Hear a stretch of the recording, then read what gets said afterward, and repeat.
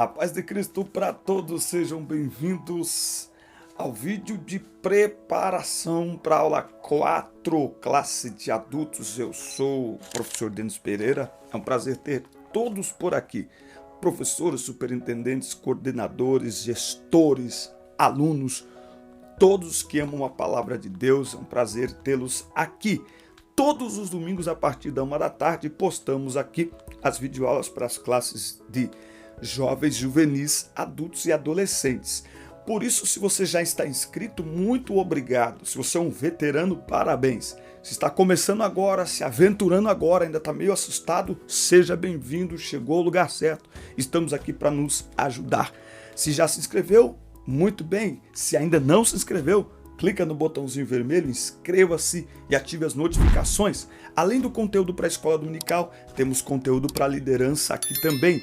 Deixe o seu comentário, deixe perguntas, deixe sugestões. Estamos aqui para caminharmos juntos, para crescermos juntos. Pegue sua revista, Bíblia, caneta, lápis, bloco de notas e vamos juntos preparar a lição 4 da escola dominical, que vai falar sobre a estrutura da Bíblia.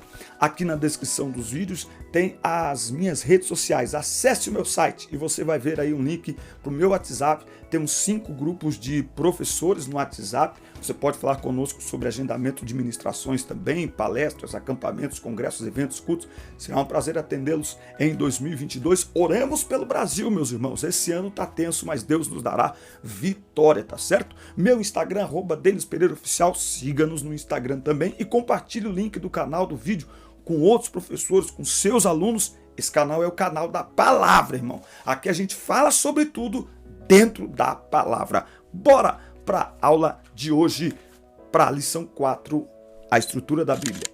A estrutura da Bíblia, o textuário, está em Lucas 24:44, e disse-lhes: são estas as palavras que vos disse, estando ainda convosco. Convinha que se cumprisse tudo que de mim estava escrito na lei de Moisés e nos profetas e nos salmos. A Bíblia se divide entre Antigo e Novo Testamento, são 66 livros divinamente inspirados. Divinamente inspirados. Eu continuo dizendo, se você ainda não tem, compre, meu irmão, o livro A Bíblia através dos séculos, do saudoso mestre reverendo pastor Antônio Gilberto. A Bíblia através dos séculos. Ele trata a Bíblia no sentido de estrutura de livro mesmo, em questões científicas, em questões literárias. É um livro muito importante para nós. Introdução. A Bíblia Sagrada foi escrita majoritariamente em hebraico e grego, em período ali de 1600 anos, por cerca de 40 autores. Nós já falamos aqui em outras lições. Pessoas diferentes, de cultura diferente, contexto social diferente, não é? Contexto financeiro completamente diferente. A gente tem o rei Davi, e a gente tem o boiadeiro, o plantador de sicômoros, Obadias, enfim. Agora, tudo isso deixa bem claro que a Bíblia é a inspirada palavra de Deus, e os livros que estão neste livro, Bíblia, lembra, Bíblia é uma coleção de livros, ok? E tem diversas referências, enfim.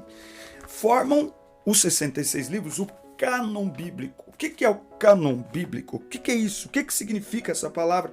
Nós vamos falar sobre isso hoje e algumas particularidades do texto bíblico, né, dos testamentos. A palavra-chave para essa aula de hoje é estrutura. Muito bem. Tópico 1. Como a Bíblia está organizada? Bom, a palavra Bíblia tem origem tanto no grego quanto no latim. No grego é livro, não é? No latim é Bíblia, que é um substantivo feminino, enfim, ok? Ela refere-se ao conjunto de livros inspirados por Deus, não é? Que revela, de acordo com o dicionário bíblico Wycliffe, uma unidade de pensamento e pureza. Por isso que a coleção dos livros sagrados formam um único livro.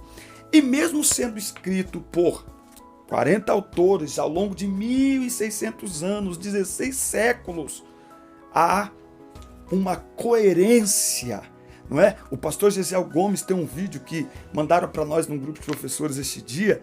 A Bíblia é o único livro que atravessa séculos e não sai do seu tema. Em Gênesis, Jesus é o centro, em Êxodo e por aí afora, Levítico, Deuteronômio, Jesus em Números, nos históricos, nos salmos, nos poéticos, enfim, nos proféticos. Jesus é o centro de Gênesis a Apocalipse da Bíblia. Eu, inclusive, aqui na nossa região, falei para nós nos comentários, se você tem alguma experiência como essa. Domingo agora, dia 16 agora de janeiro, eu vou pregar aqui em Paulínia. Eu moro em Campinas, vou pregar em Paulínia, na sede, com o pastor Edivaldo Bueno. E uma das coisas que chama muita atenção no pastor Edivaldo Bueno, presidente daquele campo, é que o pastor Edivaldo Bueno ele pode pregar em qualquer lugar da Bíblia. O final sempre vai terminar em Cristo. Ele pregou há um tempo atrás, num culto de ensino, sobre Sansão, e ele terminou dizendo, olha que coisa interessante, a Bíblia diz que Sansão, na sua morte, matou mais gente do que em vida. Jesus, com sua morte, deu muito mais vida a toda a humanidade. Olha que coisa interessante, ele assimilou o que Jesus fez com o que Sansão fez. Sansão matou com sua morte, Jesus deu vida com a sua morte. O cânon bíblico, o que significa vara de medir? Eu peguei aqui para a gente ver aqui algumas informações no site Teologar Oficial. É um site muito importante, tá certo? E eu peguei aqui para a gente falar um pouquinho sobre o canonicidade. A Bíblia foi um trabalho inspirado por Deus e, portanto, perfeito. Eu quero indicar aqui para os irmãos lerem, ou melhor, assistirem, e indico aí para os seus alunos, enfim, se vocês quiserem reunir todo mundo para assistir o filme Em Defesa de Cristo. É um repórter investigativo que após um engasgamento de sua filha, essa menina vai parar no hospital, ela quase morre.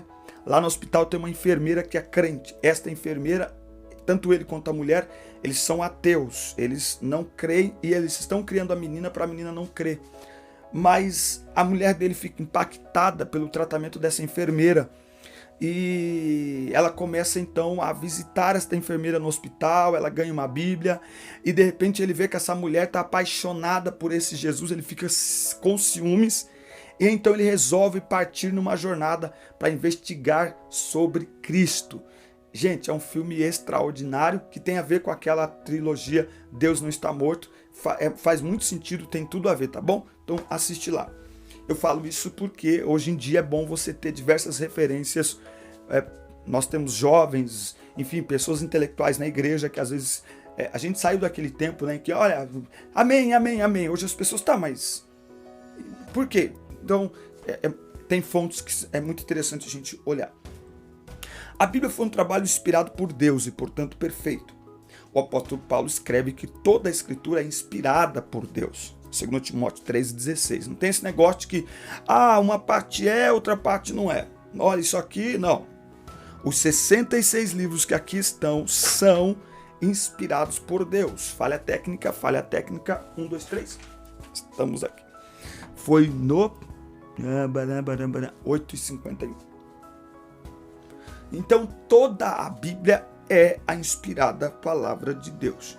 E Pedro diz que nenhuma profecia foi dada por vontade humana, mas homens falaram da parte de Deus movidos pelo Espírito Santo. Cânon, no grego, desculpa aí, cânon, cana, régua, padrão ou norma de um escrito, julgado como inspirado ou dotado de autoridade divina. Então, cânon é uma régua de medir, é um padrão. Então, a Bíblia, ela é o nosso padrão. A Bíblia é a única regra de fé e prática do cristão. É a palavra de Deus. Algumas características para um livro ser considerado sagrado e, portanto, ter a sua canonicidade autenticada. Idade do livro, então não podia ser um livro recente, né? Então hoje alguém vai lá, escreve um negócio e, como tem aí uma igreja que é considerada uma seita, que sei lá, uma profetisa foi lá, ela teve visões, ela escreveu, e nessa igreja muitos colocam os escritos desta mulher paralelo com a palavra de Deus. Não funciona assim. Língua usada, então aqui é por isso que os apócrifos que são aceitos pelos católicos como inspirados, não são pelos protestantes, porque a maioria deles não tem nada a ver com o hebraico, não foi escrito no hebraico, tá bom? Concordância com outros livros, não é? Então, se você for olhar os apócrifos, tem coisa ali que destoa completamente da palavra de Deus, da Bíblia Sagrada, que nós temos os 66 livros. Então, esse é o detalhe. Nos 66 livros, tudo está... há uma coerência em todos estes livros. Por isso que estes 66 formam um só livro, não é? Expressões que atestam a autoridade divina, função profética verdadeira, não é? Então, não é qualquer pessoa, é preciso autoridade profética de quem está falando e que essa autoridade possa ser evidenciada, confiabilidade doutrinária, natureza dinâmica transformadora, não é? Então, milhares de pessoas, eu disse na outra aula, mas esse é um testemunho pessoal, ele é subjetivo. Bom, ele é subjetivo o testemunho, mas a experiência é um fato, é real. Milhares e milhares de pessoas são transformadas. Cada um tem o seu testemunho, cada um tem um jeito, mas milhares e milhares de pessoas vêm sendo transformadas como nenhum outro escrito jamais fez e jamais fará. Aceitação do livro pelo povo de Deus e características literárias, não é? Então, nós temos aí, lá em Atos 2:42, e perseveravam na comunhão, no partir do pão, na oração e na doutrina dos apóstolos. Então, já havia ali um consenso acerca dos escritos do Antigo Testamento e depois do próprio Novo Testamento também. O Novo Testamento é o conjunto de 27 livros que a igreja cristã reconhece como genuínos e inspirados, não é? O cânon do Novo Testamento é igual para evangélicos e católicos. No princípio, alguns livros foram aceitos com certa reserva, mas no final do quarto século, o cânon atual já era aceito em quase toda parte. O teste para inclusão era basicamente inspiração divina, necessário por algumas razões. Havia divulgações de cânon herege. Igrejas orientais estavam usando livros errôneos. Cristãos precisavam conhecer os livros sagrados para não morrerem em vão, conforme a lei de Diocleciano, como os mártires de Alexandria, Justino Marte e Irineu. Então, enfim, o que nós reconhecemos então como livros sagrados, não é? São os livros inspirados por Deus.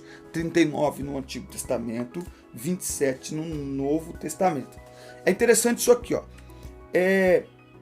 O Espírito Santo guiou o seu povo a reconhecer a autoridade desses escritos como regra de fé e prática, de maneira que nada pode ser tirado do texto bíblico. Então, o Espírito Santo guiou a escrita e ele guiou também essa questão de fechar e dizer, olha, isso aqui é o que é sagrado, isso aqui não é sagrado, tá certo? E aí nós temos então os dois testamentos. Testamento significa aliança, testamento significa aliança, antiga aliança e nova aliança. Na antiga aliança, não é verdade? Nós temos ali tudo o que acontece com o povo de Deus, desde Adão, depois que eles entram no Egito, vão se tornando uma nação, saem do Egito, enfim, a antiga aliança, o antigo pacto. Por que antigo? Porque ele é sombra do novo pacto. Ele apontava para o pacto permanente que viria através do sangue de Cristo. O antigo pacto é firmado sobre sangue de animais, prefigurando, indicando que haveria sim o derramamento de sangue, mas precisava assim, como diz em Romanos 5, a partir do 12, como o pecado entrou no mundo por um homem também tem que vir a salvação. Então Jesus vai se oferecer como homem. Filipenses 2, de 5 a 11, Hebreus 7, 8, 9, 10, 11, vai deixar bem explicadinho toda essa questão aí de Jesus, que é o mediador da nova aliança. 1 Pedro 1, 18, não foi com ouro, prata ou pedras preciosas que fostes comprados da vossa maneira de viver, mas com o precioso sangue de Cristo, conhecido desde a fundação do mundo, tá certo? Tópico 2, e aqui nos comentários você pode colocar aí mais informações que ajudem-nos e que ajudem outros professores também. Não seja parasita! contribua, fale aí alguma coisa, escreva aí alguma coisa. E se não se inscreveu ainda, inscreva-se, ative o sino de notificações, isso é muito importante para nós. Os livros do Antigo Testamento, aqui ele vai colocar aqui algumas informações, não é verdade? Os livros do Antigo Testamento, essa separação no original não tinha. Você sabe que para os judeus, por exemplo, 1ª e 2ª Reis, 1ª e 2ª Samuel, 1ª e 2ª Reis, se me falha a memória, é um livro só, 1ª e 2ª Crônicas é um livro só, Esther e Daniel me parece que é um livro só, enfim, tem diversos. Esther e Daniel não, é que eu estava assistindo uma informação quase agora e eu confundi aqui, mas diversos livros são colocados ali como um só, sendo que para os judeus dá 22 livros no Antigo Testamento, né, de acordo com o alfabeto hebraico. Canonicidade do Antigo Testamento tem 3 fatores para avaliar um livro como canônico, como sagrado, ok? Como confiável. Inspiração divina, que atesta se o livro é inspirado pelo Espírito Santo. Reconhecimento do povo de Deus, que atesta se o livro era aceito como autêntico pelos seus primeiros leitores. Né? Então não é assim, não, peraí. E a preservação pelo povo de Deus. Então veja, aceitação e preservação. Então nós temos na nossa mão, e aí eu digo de novo, tem gente que pega esse livro aqui hoje só porque começou a estudar um pouquinho, começou a fazer um básico de teologia, começa, porque sabe, acontece que esse livro não tem original, né? Então, sabe, aquela pessoa que ele vai para a sala de aula para dar uma aula, ou ele vai pregar, ele cita mais filósofos, ele cita mais escritos, ele cita os pais da igreja, ele cita Armínio, ele cita Calvino, sabe? Ele cita Martinho Lutero, sabe por quê? Tem gente que as palavras desse livro não bastam.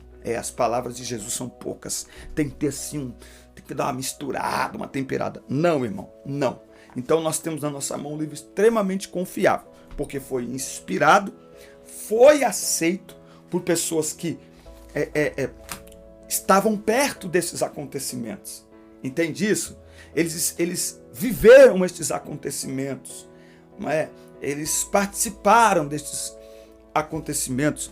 Tem um texto em Atos que diz assim, olha que coisa linda aqui, quando Jesus apareceu a mais de 500 irmãos, dos quais ainda vive. Olha só, 1 Coríntios 15 e 6, Atos dos Apóstolos. Depois disso, apareceu a mais de 500 irmãos de uma vez, a maioria dos quais ainda vive, embora alguns já tenham morrido, já tenham adormecido. Então nós estamos falando de um escrito que tem embasamento, não é? Que tem embasamento com folga, com folga. Particularidades do Antigo Testamento. Quase a totalidade dos livros foram escritos em hebraico, chamado na Bíblia de língua de Canaã. Algumas porções escritas em aramaico, uma espécie de dialeto que deu origem à língua árabe. O último livro canônico é o de Malaquias, que conclui no ano 430 a.C. Aí não há nada mais acrescentado ao cânon do Antigo Testamento. Nada mais, ok? E, para facilitar as coisas, o teólogo Norman Geisler, em 1227, ele dividiu a Bíblia em capítulos e por volta de ele não dividiu, não é? Conforme o teólogo, para facilitar a tarefa de citar a Bíblia, o texto foi dividido em 1227 em capítulos e por volta de 1445 em versículos. Então nós temos aqui tudo na nossa mão, tudo bonitinho, mastigadinho, é só ler, meditar e aplicar na nossa vida. Terceiro tópico, os livros do Novo Testamento. Isso são, enfim, são, como que eu digo aqui, são partes técnicas, são estatísticas, não é? Então 27 livros, aí nós temos ali as epístolas paulinas, nós temos epístolas gerais. Nós já falamos aí sobre o cânon do Novo Testamento, não é? Então você tem aqui algumas questões acerca destes livros, não é? Conservação das escrituras, não é? Os primeiros cristãos adotaram a prática da leitura dos livros autorizados em suas reuniões. Mediante tais fatos, atesta-se que desde o começo a igreja primitiva reconheceu e preservou os livros canônicos, alicerçados sobre o fundamento dos apóstolos e dos profetas. Enfim, irmãos, resumindo aqui a nossa aula de hoje. A Bíblia, eu vou continuar dizendo, ela é a palavra inspirada pelo Espírito Santo. Esse livro, ele é sagrado. Passou da hora de termos com este livro o comportamento que muçulmanos têm com o Corão, que católicos têm com a sua própria Bíblia. Ultimamente está viralizando na internet pregações de padre. Aquilo não é missa, pregação, Bíblia. Então, passou da hora de nós tratarmos este livro com a dignidade que ele requer. Ela é a palavra de Deus. Homens e mulheres morreram para que essa Bíblia chegasse até nós. Segundo a história, um dos grandes tradutores da Bíblia para o português, que era um português, não era brasileiro, mas um português mesmo, ele, que é o João Ferreira de Almeida, que eu estou com a King James há tanto tempo, faz tempo que eu não uso diariamente a João Ferreira de Almeida. Fala aí para nós nos comentários qual Bíblia você usa, qual a melhor tradução para você. E até nessa questão de tradução, eu parei na King James. Eu tenho aqui outros, mas eu parei na King James. Daqui a pouco eu volto para Almeida, aí tem atualizado. Mas, gente, senão a gente fica perdido. Porque não, agora é Almeida corrigida. Não, agora é Almeida revista e atualizada. Agora é Almeida atualizada. Meu Deus do céu. Meu Deus do céu. Nós temos que ter esse cuidado. Senão nós vamos diminuindo o texto. E aí já tem gente, crente, que para ele a Bíblia... algumas dúvidas. Não, irmão, a Bíblia ela é a palavra de Deus. Devemos estudar, devemos ler livros, devemos fazer pesquisa. A Bíblia é a autoridade máxima. Qualquer outro livro, qualquer filosofia abaixo da Bíblia, ela é a palavra de Deus e, como disse o apóstolo Paulo, é poder de Deus para a salvação de todo aquele que crê. Pronto, todo aquele que escuta a palavra de Deus e dá ouvidos, ele é transformado pela palavra de Deus. Então a Bíblia faz o que nenhum outro livro é capaz de fazer. Amém, meus irmãos? Um forte abraço. Espero que tenham gostado demais aqui esse trabalho nosso para ajudá-los na preparação de mais uma lição. Na próxima semana, muito interessante, como ler as Escrituras, é o título da aula 5. Eu espero você, como você sabe, todo domingo a partir da 1 da tarde, nós começamos a colocar as aulas por aqui à sua disposição. Deus abençoe. Forte abraço. Ótima semana. Até o próximo encontro.